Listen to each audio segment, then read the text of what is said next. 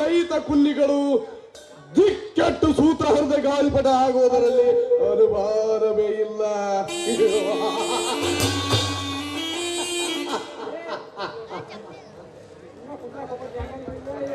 ನನ್ನ ಪ್ರತಿಯೊಂದು ವ್ಯವಹಾರದಲ್ಲಿಯೂ ವಿಘ್ನವಾಗಿ ಕಾಡುತ್ತಿರುವ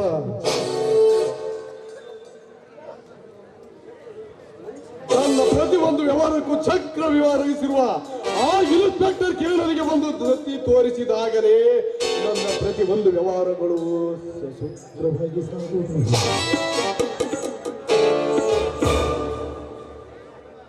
ಈ ಕಿರಣ ನಾನು ಒಂದೇ ಕಾಲೇಜಿನಲ್ಲಿ ಓದುವಾಗಲೇ ವೈರಿಗಳಾಗಿದ್ದೆವು.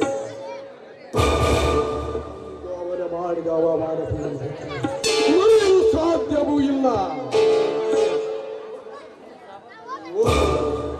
ನನ್ನ ವೈರಿ ಇತ್ತ ಕಡೆಗೆ ಬರುತ್ತಿದ್ದಾನೆ.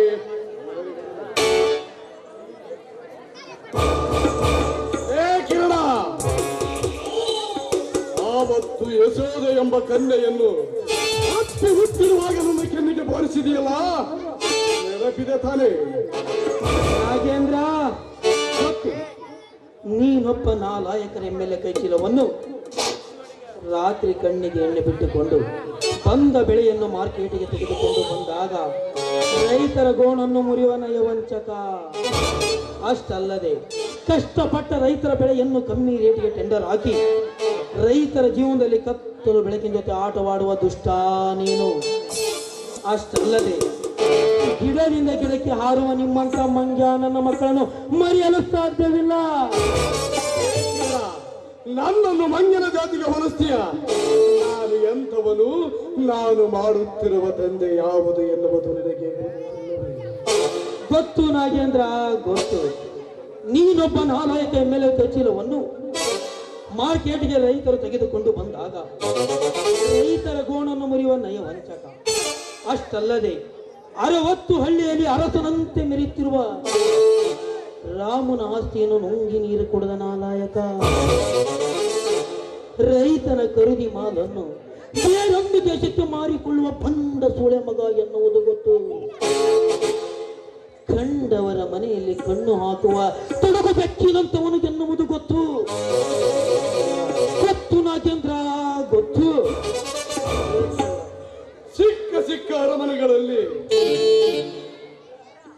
ದೊಡ್ಡ ಅರಮನೆಗಳಲ್ಲಿ ತಿಂದು ತೇಗಿ ನಿಂತ ಈ ಭಾವುಂಗ ಬೆಕ್ಕಿನದು ಸಣ್ಣಿಯಲ್ಲಿ ಅಲ್ಲೊಂದು ಇಲ್ಲೊಂದು ಬಿದ್ದ ಕಾಳೊಂದು ತಿನ್ನುವ ಬಡಕರ ಇರಿ ಒಂದು ಎಚ್ಚರಿಕೆಯ ಮಾತು ಮಾಡಿದಂತಾಯಿತು.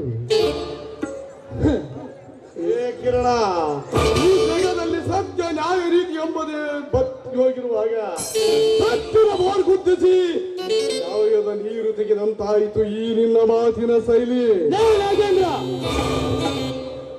ಬಂಜರ ಭೂಮಿಯಲ್ಲಿ ಅಷ್ಟಲ್ಲದೆ ಬಂಡೆಗಲ್ಲಿನಲ್ಲಿ ಬೋರನ್ನು ಗುತ್ತಿಸಿ ಧರ್ಮದ ನೀರನ್ನೇ ತರುತ್ತೇನೆ ಹೊರತು ರೈತರ ಮಕ್ಕಳ ಜೀವನದಲ್ಲಿ ಹಾವು ಮಂಗಿಸಿ ಆಟವಾಡುವ ನಿಮ್ಮಂತ ಕರ್ಮದ ನಾಟಕಕ್ಕೆ ನಾಂದಿ ಹಾಡಿ ರೈತರ ಮಕ್ಕಳಿಗೆ ನ್ಯಾಯದ ಕಿರೀಟ ಕೊಡುತ್ತೇನೆ ಹೊರತು ಹಣಕ್ಕಾಗಿ ಕಪಿಯಂತೆ ಬಾಗಿ ತೆಗೆದುಕೊಳ್ಳಲಾರ ಈ ಸುಳ್ಳೆಯರ ಮಗ ಕಿರಣ್.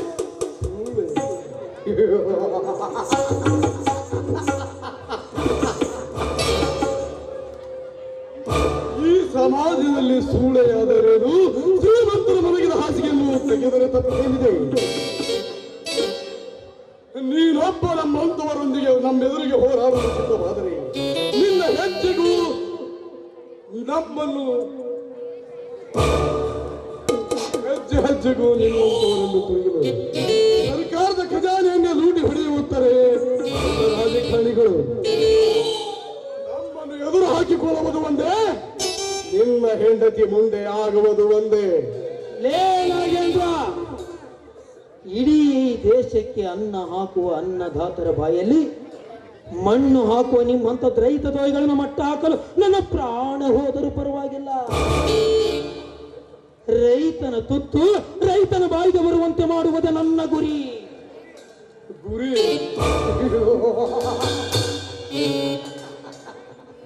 ಆನೆಯಂತೆ ಮನೆ ತುಂಬಿಕೊಳ್ಳಬೇಡವೋ ಮಂಚೆ. ಯಾವ ದಾರಿಗೆ ತರಬೇಕೆನ್ನುವ ಅಂಕುಶ ನನ್ನ ಕೈಯಲ್ಲಿದೆ. ಈ ಭೂಮಿಯ ಮೇಲೆ ನನ್ನ ಉಸಿರಿರೋವರೆಗೂ ನಿನ್ನಂತ ಕ್ರಿಮಿನಲ್ ಅಂಗಡಿ ದಲ್ಲಾಳಿ ಮಾಲೀಕನಿರಲಿ, ಆ ಭ್ರಷ್ಟ ದೇವೇಂದ್ರನಂತ ರಾಜಕಾರಣಿನೇ ಇರಲಿ, ನನ್ನ ಕಾನೂನು ಎಂಬ ಅಸ್ತ್ರದಿಂದ ಬೇಟೆಯಾಡಿ ದುಷ್ಟ ಹುಳಗಳನ್ನು ಸಂಹಾರ ಮಾಡುವುದೇ ನನ್ನ ಛಲ. ಛಲವೇ ನನ್ನ ಫಲ, ಫಲವೇ ನನ್ನ ಶಕ್ತಿಗೆ ರಕ್ಷಣೆಯ ಮೂಲ.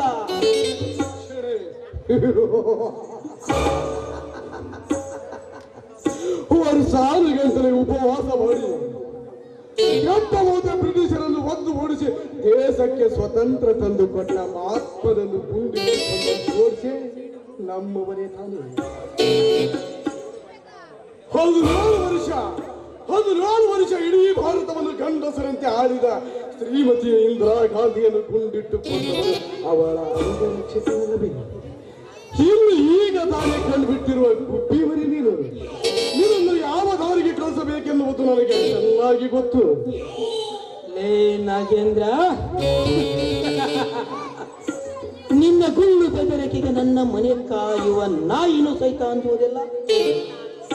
ಅಂದಾಗ ಈ ದ್ವಾರಳ್ಳಿ ಊರ ರೈತನ ಮಗನಾದ ಇನ್ಸ್ಪೆಕ್ಟರ್ ಹೆದರಲು ಸಾಧ್ಯವೇ? ಇನ್ಸ್ಪೆಕ್ಟರ್ ಕಿರಣ್, ಈಗ ತಾನೇ ಡಿಪಾರ್ಟ್ಮೆಂಟ್ ಸೇರಿಕೊಂಡಿದ್ದೀಯ. 4 ಕಾಸು ಮಾಡುವುದನ್ನು ಕಲಿತುಕೋ. ಅದನ್ನು ಬಿಟ್ಟು ಸತ್ಯ, ನ್ಯಾಯ, ನೀತಿ, ಧರ್ಮ ಎಂದು ಹೋದರೆ ನಾಳೆ ನೀನು ಸತ್ತಾಗ ಇಡೀ ಮಣ್ಣಿಗೆ ಕಾಸು ಇರುವುದಿಲ್ಲ. ಹಾಗೇನಾದರೂ ಮನಸ್ಸು ಬದಲಾಯಿಸುವ ಇಚ್ಛೆ ನಿನಗಿದ್ದರೆ ಮರಣ ಮೃದಂಗ ಅರಮನೆಗೆ ಬಂದು ನನ್ನನ್ನು ಭೇಟಿಯಾಗು. ನಾನಿನ್ನು ಬರುತ್ತೇನೆ. ಹೋಗು ನಾಗೇಂದ್ರ, ಹೋಗು. ಈ ಭೂಮಿಯ ಮೇಲೆ ಎಷ್ಟು ಕಷ್ಟ ಮಾಡಿದರೂ ರೈತರ ಮಕ್ಕಳು ಯಾರಿಗೂ ಬಗ್ಗುವುದಿಲ್ಲ. ಹೋಗು, ಎಲ್ಲಿ ಹೋಗ್ತಿ ಹೋಗು.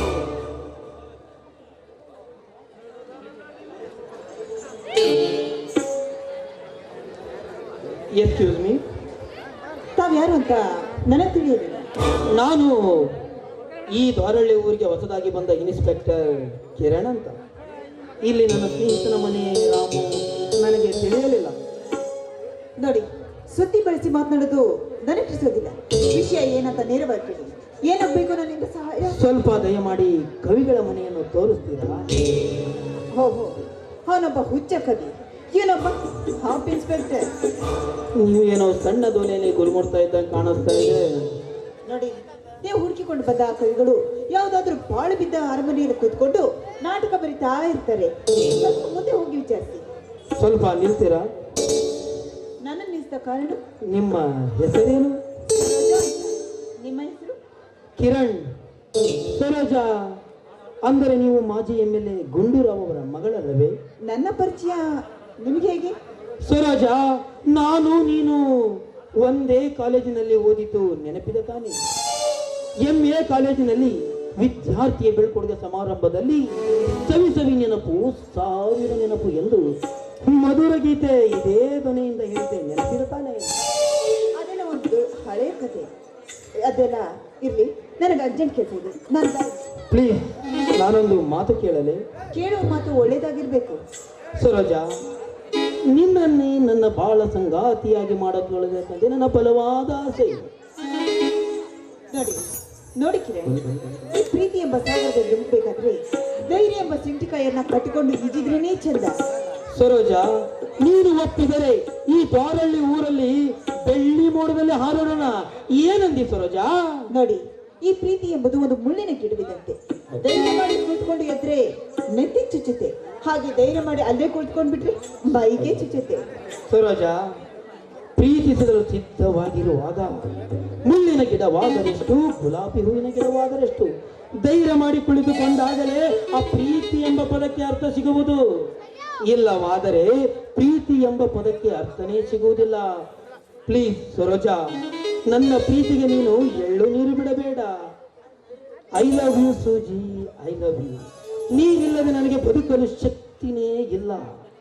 ನಿನಗಾಗಿ ಹಪಿಸುವ ಈ ಹುತ್ತು ಪ್ರೇಮಿಯ ಕನಸು ನನಸು ಮಾಡುವಾರೆ ನನ್ನ ಪ್ರೀತಿಯ ಹೂವೆ. ಈ ನಿಮ್ಮ ಮಾತುಗಳ ಮುಂದೆ ನಾನು ಮೂಕ ಹಕ್ಕಿ ಆಗ್ಬಿಟ್ಟೆ. ನಿಮ್ಗೆ ಏನು ಹೇಳಬೇಕು ಅನ್ನೋದೇ ಒಂದು ತಿಳಿತಾ ಇಲ್ಲ ನನಗೆ. ಸರೋಜಾ, ಒಂದೇ ಒಂದು ಸಾರಿ ಐ ಲವ್ ಯು ಕಿರಣ್ ಎಂದು ಗಾರಳ್ಳಿ ಊರು ಜನ ಕೇಳಂಗೆ ಕೂಗು ಸರೋಜ, ಕೂಗು. I love you Kiran, I love you.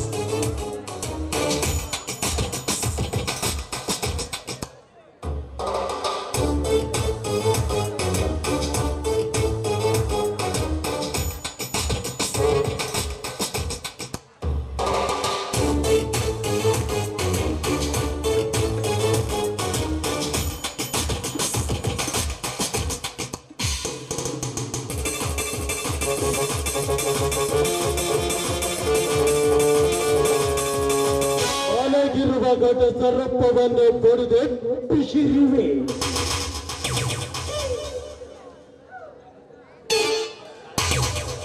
Mylari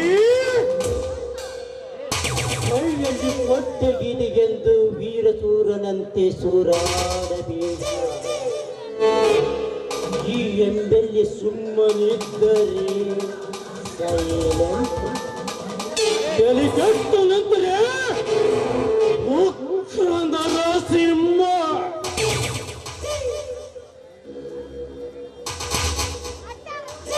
ನಿಮ್ಮ ಮನಿತನವನ್ನೇ ಸರ್ವನಾಶ ಮಾಡಲೆಂದು ಆ ದೇವರು ನನ್ನನ್ನು ಗರ್ಭ ಶ್ರೀಮಂತನಾಗಿ ಸಿಟ್ಟಿ ಮಾಡಿಸಿದ್ದಾರೆ. ನಿನ್ನ ತಮ್ಮ ಸಾಗರ ನನ್ನ ಆಂಗರಕ್ಷಕ. ಅವನಿಂದಲೇ ನಿನ್ನ ಮರಿತನವನ್ನು ಚಿತ್ರ ಮಾಡಬೇಕೆಂದರೆ ನನ್ನ ಹೆಸರು ಎಮ್ಮೆಲ್ಲೆ ದೇವೇಂದ್ರ ಕುಮಾರನೇ.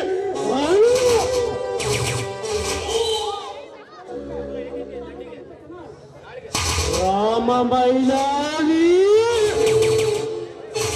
ಕೀಳು ಜಾತಿಯಲ್ಲಿ ಜೇರಿಸಿ ಈ ಅಣ್ಣನಿಗೆ ಹತ್ತು ಮೀರಿ ಸಾವಿರ ಸೀಮೆಯನ್ನು ದಾಟಿ ಕೆಲವೊಂದು ರೈತರ ಪಡಕೋಚಿಗಳ ರೈತರ ಗುಂಪನ್ನು ಕಟ್ಟಿಕೊಂಡು ಹೋರಾಟದ ಎಚ್ಚರಿಕೆಯ ಪುಂಗ್ಯನಾದ ಓದಿವೆ.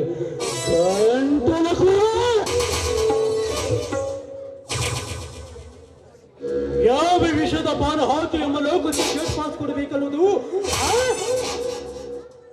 ನನಗೆ ಚೆನ್ನಾಗಿ ಗೊತ್ತು.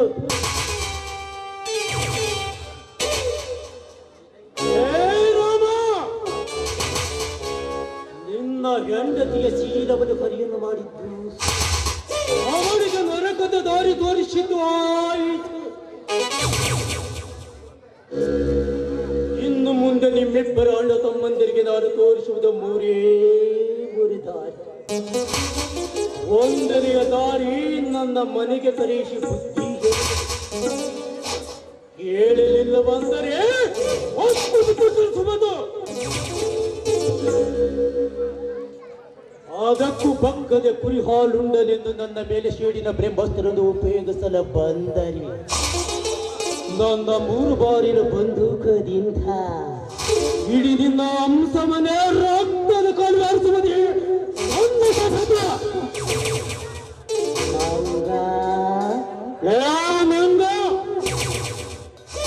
ಯಾಕ್ರಿ ಸಾಹೇಬ್ರ ಕರೀರಿ ಲೆಕ್ಕ ಬರ್ಯಾಕತ್ತಿದ್ದೆ ಸ್ವಲ್ಪ ಲೇಟ್ ಆತು ಬರೋದು. ಮಗನ ನನ್ನನ್ನು ಯಾವ ಸುದಿ ಮುಲ್ಲಕ್ ಸೇರ್ಸಕೊಂತೀರಿ ಮಗನ. ದೊಣ್ಣೇನ ಅನ್ನಕ್ ಹೋಗಿ ಸಾಹೇಬ್ರ ಅಂದ್ಬಿಟ್ಟೆ. ಯಾಕೆ ಹಂಗ ಸಿಟ್ಟಿ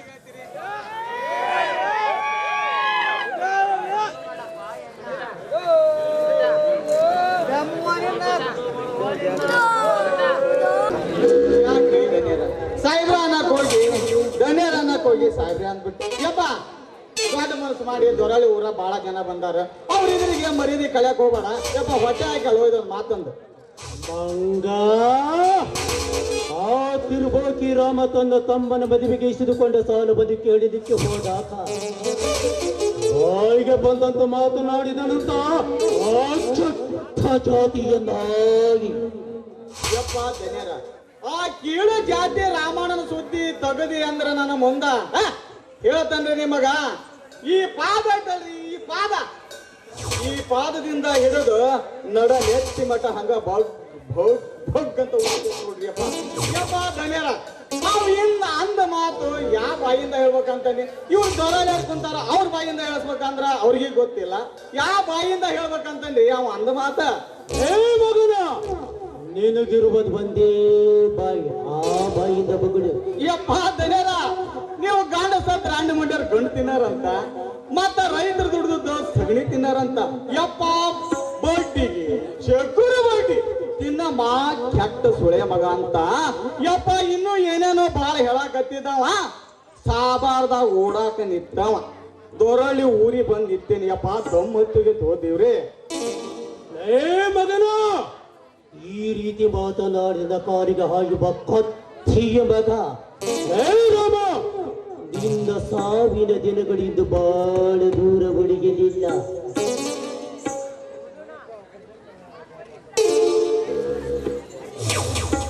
ಎಮ್ಮೆಲ್ಲೆಯವರೇ ಆ ರೈತ ನಾಯಿಗಳೊಂದಿಗೆ ಮತ್ತೊಂದು ಸರ್ಕಾರದ ನಾಯಿ ಸೇರಿಕೊಂಡು ನಿಮ್ಮ ಶ್ರೀಮಂತಿಕೆಯ ಬುಡವನ್ನೇ ನೆಲಕ್ಕುರುಳಿಸಲು ಸೇಡರ ಬರೆ ಹೊಡೆಯುತ್ತಿದೆ ಅಕ್ಷರ ನಾಗೇಂದ್ರ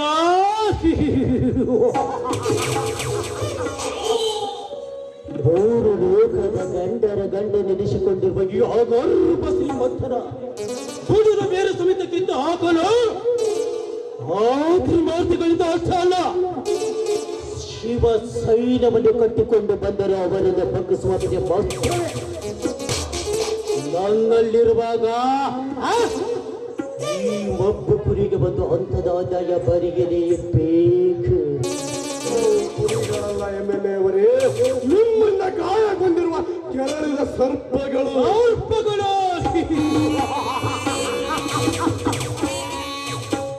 ದೊಡ್ಡ ಸರ್ಪಗಳ ಕಡೆಗೆ ಕಿತ್ತು ಈ ಸಮಾಜದ ಮುಂದೆ ಮೋಜಿಗಾಗಿ ಹಾವಿನ ಆಟ ಆಡುವ ಈ ಹಾವಾಡಿಗರ ಮುಂದೆ ಈಗ ನಾನ ಪ್ರಪಂಚ ನೋಡಲು ಬಂದ ಮರಿ ಹಾವುಗಳು ಯಾವ ಲೆಕ್ಕ ಯಪ್ಪ ಧನ್ಯರ ಈ ಊರನ ಮಂಗ್ಯನ ಮಕ್ಕಳಿಗೆ ಏನು ತಿಳಿಬೇಕಾಗೈತಿ ಅಂತಂದ್ರೆ ಇನ್ನು ಒಂದು ಸರ್ತ ಯಪ್ಪ ನಾ ಸತ್ತು ಹುಟ್ಟಿ ಬಂದ್ರು ತಿಳಿಯಂಗಿಲ್ರಿ ಯಪ್ಪ ನಿಮ್ಮ ಅವತಾರ ದೊಡ್ಡ ಅವತಾರ ಪುರುಷರು ಬಿಡಪ್ಪ ನಿಮ್ಮ ಅವತಾರ ತಿಳಿಯಕ್ ಆಗಲ್ಲ ಬಿಡ್ರಿ ನಮಸ್ಕಾರ ಎಮ್ಮೆಲ್ಲೆ ದೇವೇಂದ್ರ ಅವರೇ ನಮಸ್ಕಾರ ನಿನ್ನ ನಮಸ್ಕಾರಕ್ಕೇನು ಊಟಿನಿಂದ ಹೊಡೆಯಬೇಕು ನಾನು ಕೊಟ್ಟ ಸಾಲ ಬಂದೊಂದನ್ನ ಗೊಂಬಾಸ್ತ ಕೇಳಿದಕ್ಕೆ ಬಂದಾಗ ಬಾಯಿಗೆ ಬಂದಂತೆ ಮಾತನಾಡಿದೀಯಂತ ನೋಡಿ ನೀವು ದೊಡ್ಡ ವ್ಯಕ್ತಿಗಳು ಮೇಲಾಗಿ ಒಂದು ಗೌರವ ಸ್ಥಾನದಲ್ಲಿ ಇದ್ದವರು ನಿಮಗೆ ಓಟು ಕೊಟ್ಟು ಆರಿಸಿ ಕಳಿಸಿದ ಪ್ರಜಾ ಜನತೆಗೆ ಈ ರೀತಿ ಮಾತನಾಡುವುದು ಸರಿಯಲ್ಲ ಸರಿ ತಪ್ಪು ಹೇಳಿಕೊಡುವ ಸಮಗಾರಕ್ಕಾಗಿ ಅಂತ ಮನೆ ಕುಡಿಯಲಿಕ್ಕೆ ಬೀರ್ ಪ್ರಿಯಾಣಿ ಗಂಡರ ಮಾರು ಮುಚ್ಚಿಕೊಳ್ಳಲಿಕ್ಕೆ ಸೀರೆ ಖರ್ಚಿಗೆ ಗಾಂಧಿ ತಾತನ ನೋಟು ತೆಗೆದುಕೊಂಡು ಓಟು ಹಾಕುವ ನಿಮ್ಮಂತ ಸ್ಲಂಗಳ ಕೈಯಿಂದ ನೀತಿ ಪಾಠ ಹೇಳಿಸಿಕೊಳ್ಳುವ ಅವಶ್ಯಕತೆ ನನಗಿಲ್ಲ ಕೈಯಲ್ಲಿ ಕಾಚಾರಕ್ಕಿದ್ದರೆ ಈ ಜಗತ್ತಿನಲ್ಲಿ ಹೇಗಾದ್ರೂ ಜೀವನ ಕಳೆಯಬಹುದು ತಿಳಿಯುತ್ತ ಎಮ್ಮೆಲ್ಲೆ ದೇವೇಂದ್ರ ಅವರೇ ನೀವು ನುಡಿತಿರುವ ಅಕ್ಷರ ಸಹ ಸತ್ಯ ಯಾಕೆಂದ್ರೆ ಬೋಧೆ ಮುಚ್ಚಿದ ಕಂಡದಂತಿರುವ ರಾಜಕಾರಿಗಳ ಹಣ ಕಂಡ ಪಡೆದುಕೊಂಡು ನಿಮ್ಮಂತವರಿಗೆ ಓಟ ಹಾಕ್ತೇವಲ್ಲ ಮೊದಲು ನಮಗೆ ಬುದ್ಧಿ ಇಲ್ಲ ನಿಮ್ಮಂತವರಿಗೆ ಓಟ ಹಾಕೋದಕ್ಕಿಂತ ಮೊದಲು ಚಪ್ಪಲಿಯಿಂದ ಹೊಡೆದು ಬುದ್ಧಿ ಕಲಿಸಬೇಕಿತ್ತು ಅಲ್ಲವೇ ಚಪ್ಪಲಿಯಿಂದ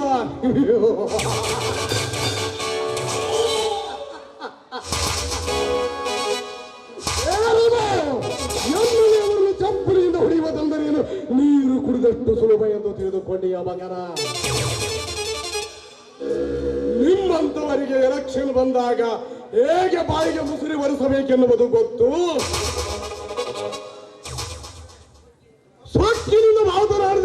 ಬಾಯಿ ಮೇಲೆ ಒತ್ತು ವಾದ ಹಾಕಿದುದು ಗೊತ್ತಲೇ ಮಗನ ರಮ.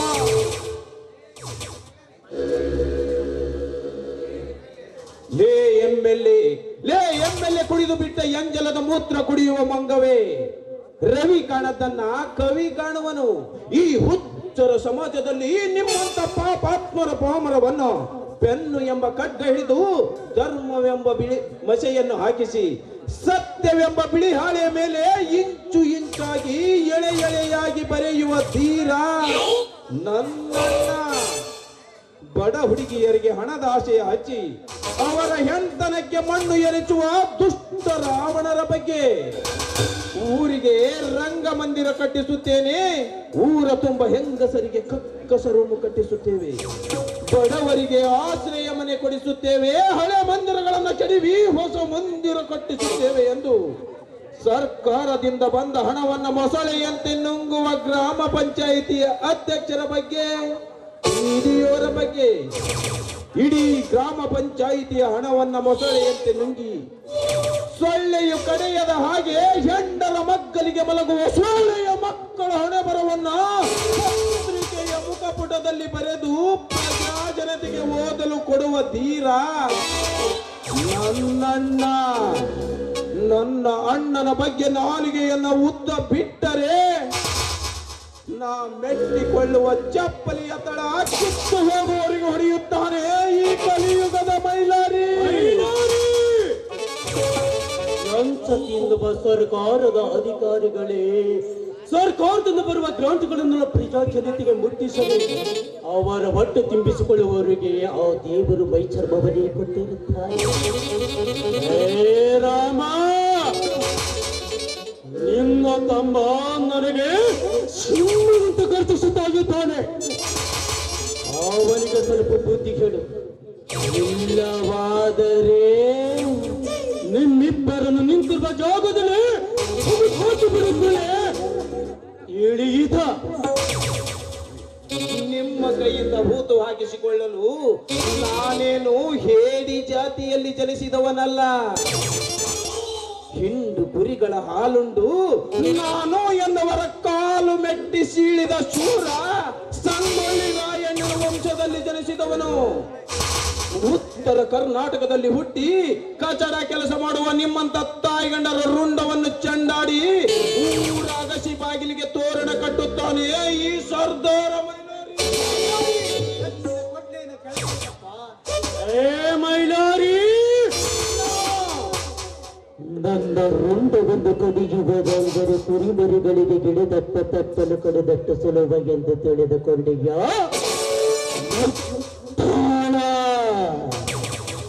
ಏನೋ ರೈತ ನಾಯಿಗಳು ನನ್ನ ದಾರ್ಬಾಗಲೂರಿಗೆ ಬಂದಿದ್ದಾರೆ ಎಂದು ಸ್ವಲ್ಪ ಕನಿಕರ ಕೊಟ್ಟು ಮಾತನಾಡಿದ್ದಕ್ಕೆ ಹೋಳಿಯಂತ ಗುಡುಗು ಹಾಕುತ್ತೀಯನೇ ಮಗನೇ.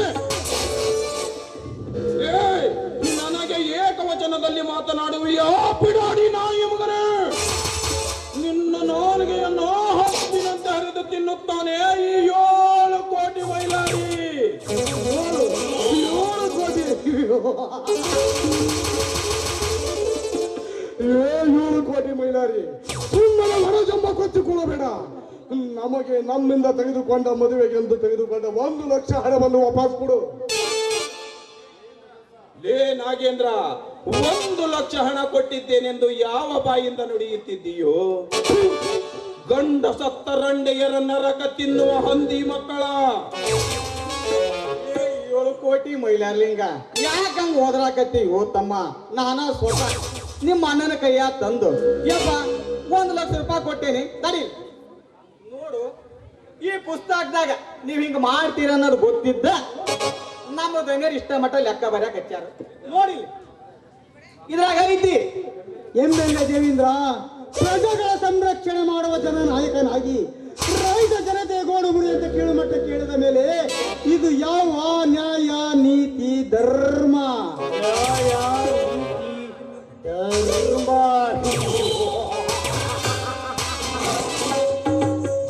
ಮೂರು ಅಮೂಲ್ಯವಾದ ವಸ್ತುಗಳು ಈ ಹುಚ್ಚರ ಸಾಮ್ರಾಜ್ಯದಲ್ಲಿ ಗಂಡು ಸತ್ತುಗಳು ಸೇರಿದ್ದಾವೆ. ಈಗ ಏರಿಗಿದ್ದರಿಗೆ ಲಂಡ ಪುಂಡರ ಬಂಡರ ಕರಿಕಾಲ. ಬೇಗ ಬಗಳು ನನ್ನ ಹಣವನಿಗ ಭಾಗ ಕೊಡುತ್ತಿ ಎಂದು. ಕೊಡುವುದಿಲ್ಲ ಎಂದರೆ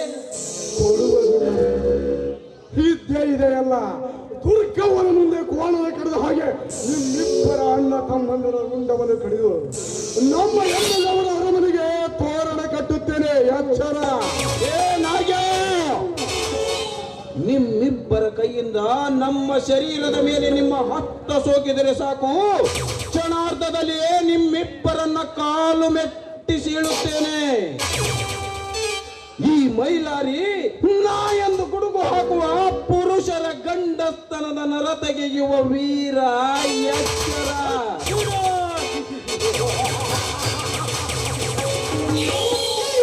ಸಾವಿರ ಹಳ್ಳಿ ಸರ್ದಾರನಿಗೆ ಅಕ್ಷರದ ಸತ್ಯವೇ. ರಾಜೇಂದ್ರ, ಈ ರೈತ ನಾಯಿಗಳ ದರ್ಪಾಣಿಗೆ ಸರಿಯಾದ ಜೋಡಿಗೆ ಅಂದರೆ ಆ ಕಾಳಿಂಗ. ಕಾಳಿಂಗ ಕಾಳಿಂಗ ನಿಮ್ಮ ಇವರಿಬ್ಬರಲ್ಲಿ ಯಾವ ಗೋಳಿ ಮಗನ ರುಂಡ ಕತ್ತರಿಸಬೇಕು ಹೇಳಿ. ಎಮ್ಮೆಲೆ ದೇವೇಂದ್ರ, ಗುಬ್ಬಿಯ ಮೇಲೆ ಬ್ರಹ್ಮಾಸ್ತ್ರ ಬಿಡುವುದು ಒಂದೇ, ಬಡ ರೈತನಿಗೆ ಆಗೈತೆ ಅನ್ನಿಸೋದು ಎರಡು ಒಂದು. ದಯವಿಟ್ಟು ಕದನ ಮಾಡಿ ಬರುವಂತ ಕಟ್ಟಿಕೊಳ್ಳುವುದಕ್ಕಿಂತ ಮೊದಲು ನೀನು ಮಾನವತೆಯ ದೃಷ್ಟಿಯಿಂದ ಹೇಳು, ನನಗೆ ಕೊಟ್ಟಿರುವ ಹಣ ಎಷ್ಟು ಎಂದು. ಅಂದರೆ ನಾನು ನಿನ್ನ ದೃಷ್ಟಿಯಲ್ಲಿ ಬಾರ ಗೆಟ್ಟವನಂತಾಯಿತು. ನನಗೆ ಅನ್ನ ಕೊಡುವ ಭೂಮಿ ತಾಯಿಯ ಪ್ರಮಾಣ ಮಾಡಿ ಹೇಳುತ್ತೇನೆ, ನೀನು ನನಗೆ ಕೊಟ್ಟಿರುವ 50,000 ಇದು ಸತ್ಯ ಸತ್ಯ ಸತ್ಯ. ಸತ್ಯ ನುಡಿಯುವ ಸತ್ಯ ಹರಿಶ್ಚಂದ್ರನ ಮೊಮ್ಮಗನೇ, ಸುಮ್ಮನೆ ಇಲ್ಲ ಸಲ್ಲದನ್ನು ಮಾತನಾಡಿ ನಮ್ಮ ಕೈಯಲ್ಲಿ ಒದೆ ತಿಂದು ಸುಡುಗಾಡ ಸೇರಬೇಡ. ಲೇನಾಗ್ಯ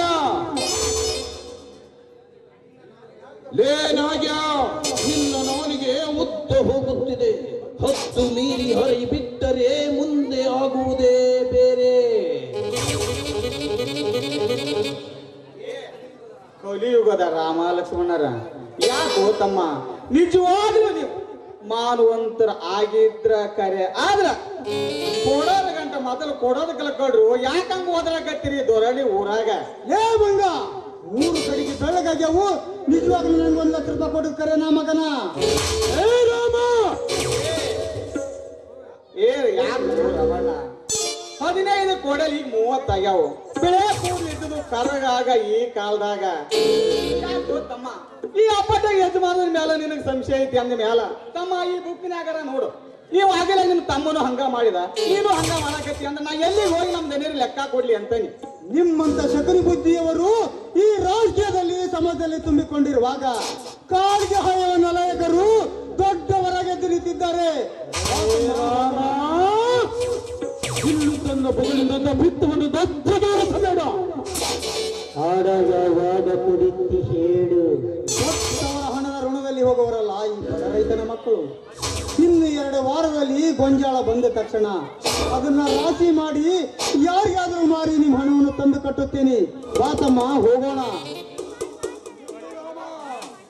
ನಾಳೆ ನಿಮ್ಮ ಮನೆಗೆ ನಾವು ಹಣ ಕೇಳಲು ಬಂದಾಗ ನಿಮ್ಮ ತಮ್ಮ ಮೈಲಾರಿ ಏನಾದರೂ ಮಾತನಾಡಿದರೆ ಒಟ್ಟು ಬುದ್ಧಿ ಕಲಿಸುತ್ತೇವೆ. ಎಚ್ಚರ. ಏನಾಗ್ಯ ಸಿಡಿದೆದ್ದ ಸಿಂಹದ ಗಂಡ, ಉರಿದೆದ್ದ ಹುಲಿಯ ಗಂಡ, ಉರಿಯುವ ಕಿಚ್ಚಿನ ಗಂಡನಾದ ಈ ಮೈಲಾರಿಯ ದೇಹದ ಮೇಲೆ ನಿನ್ನ ಯಾವ ಕೈ ಸೋಕುತ್ತದೆಯೋ ಆ ಕೈ ಈ ಬಡವ ಬೀಸಿದ ಕೊಡ್ಲಿಯ ಹೊಡೆತಕ್ಕೆ ಕತ್ತರಿಸಿ ನೆಲಕ್ಕೆ ಬೀಳುವುದು. ಎಚ್ಚರ.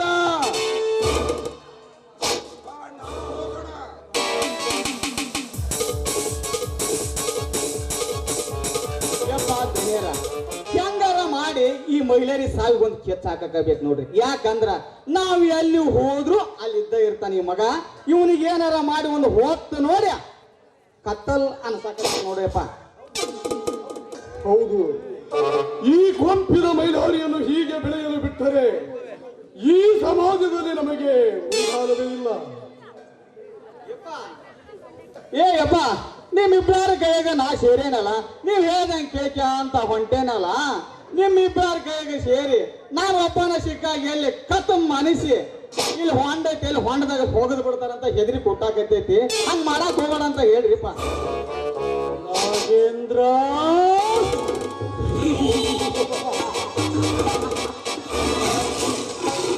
ಎಷ್ಟು ಕೊಟ್ಟಿರುತ್ತೋ ಅಷ್ಟು ಕಡೆಗಳಿಗೆ ಲಾಭ. ಈ ದೇವೇಂದ್ರ ಆಡುವ ಆಟ ನಮ್ಮನ್ನು ಹುಟ್ಟಿಸಿದ ಆತನಿಗೆ ತಿಳಿದಿಲ್ಲ. ಅಂದ ಬೆಲೆಗೆ ಬತ್ತು ಕುರಿಗಳಿಗೆ ಹೀಗೆ ಅರ್ಥವಾಗಬೇಕು. ನಾಗೇಂದ್ರ, ಇನ್ನು ಮುಂದೆ ನಾನು ಬರೆಯುವ ನಾಟಕದ ಒಂದೊಂದು ಅದಾಗಿದ ಪುಟಗಳ ಹಾಡುಗಳೆಂದು ನೀನು ಓದುತ್ತಲೇ ಹೋಗು. ಹೇಗೆ ಆರಂಭ, ಹೇಗೆ ಮುಕ್ತಾಯ, ಮಂಗ ಬಾಳ ತಿಳಿ ಬಿಸಿಯಾಗಿದೆ ಮಗನ. ಯಾವುದಾದ್ರೂ ಒಂದು ಗುಂಡಿನ ಪಾರ್ಟಿ ವ್ಯವಸ್ಥೆ ಮಾಡಲೆ ಮಗನ. ಧನ್ಯರ ಈ ಮಂಗ್ಯನ ಮಗ ಇರೋದು ಅದಕ್ಕಾಗಿರಿ. ಈ ಮಂಗ್ಯನ ಮಗ ಅಂತ ಒಂದು ಶೀಳ್ ಹಾಕಿರ್ ಸಾಕ್ರಿ. ಸುಡುಗಾಳದನ ದೆವ್ವ ಬಿಳೆ ಸೀರಿ ಉಟ್ಕಂದ್ ಈ ತೇಜಿನ ಮೇಲೆ ತಕ್ಕತ್ತೈ ಅಂತ ಡ್ಯಾನ್ಸ್ ಮಾಡ್ತಾ ನೋಡ್ರಿಪ್ಪ.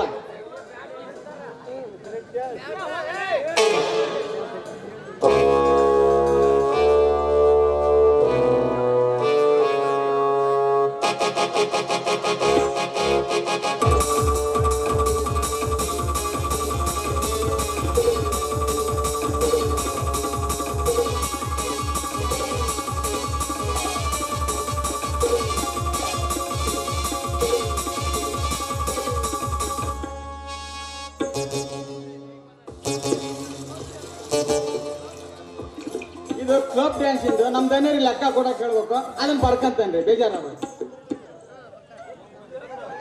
ಎಷ್ಟು ಕೊಟ್ಟಿವಿ ಅನ್ನೋದು ಲೆಕ್ಕ ಬೇಕಲ್ಲ. ಮತ್ ನಾಳೆ ಬೆಳಿಗ್ಗೆ ಎದ್ದು ನಮ್ ಜೀವ ತಿನ್ಬಾರ್ದು ಹಂಗಾಗಿ.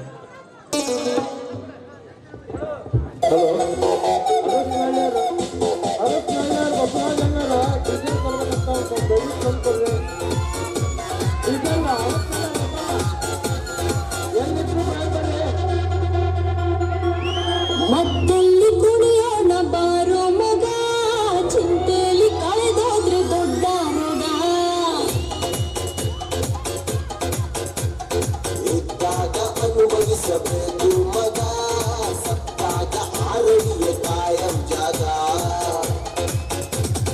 ನಾಳೆಯ ಭರವಸೆ ಬೇಡ, ಈ ದಿನ ಸ್ವರ್ಗವು ನೋಡ.